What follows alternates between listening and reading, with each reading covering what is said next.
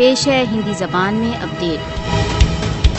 27 مارچ کشمیری وکیل تथा मानव अधिकार एक्टिविस्ट जलील अंद्राबी की 29वीं जयंती है। जलील अंद्राबी को 8 मार्च 1996 को श्रीनगर में भारतीय सेना के मेजर अवतार सिंह द्वारा उठाया गया तथा टॉर्चर कर उनकी हत्या कर दी गई। 29 वर्ष व्यतीत हो गए जब जलील अंद्राबी का शव उनकी गिरफ्तारी के कुछ दिनों पश्चात झेलम नदी में तैरता हुआ पाया गया। जलील अंद्राबी को भारतीय सशस्त्र बलों द्वारा मानव अधिकारों के उल्लंघनों का रहस्य उद्घाटन करने के लिए शहीद कर दिया गया। जलील अंद्राबी जीवन के अंतिम क्षण तक भारतीय सैन्य अपराधों के कठोर आलोचक रहे। 29 वर्ष व्यतीत हो गए तथापि शहीद जलील अंद्राबी का परिवार न्याय नहीं प्राप्त कर सका। जलील अंद्राबी ने अपना संपूर्ण जीवन कश्मीर के पक्ष के लिए बलिदान कर दिया। जलील अंद्राबी तथा अन्य कारकुनों की भीषण हत्या कश्मीरियों की स्मृतियों में यथावत है। भारत द्वारा अवैध रूप से अधिकृत जम्मू कश्मीर की जनता जलील अंद्राबी जैसे शहीदों के बलिदानों को कभी नहीं भूल सकती।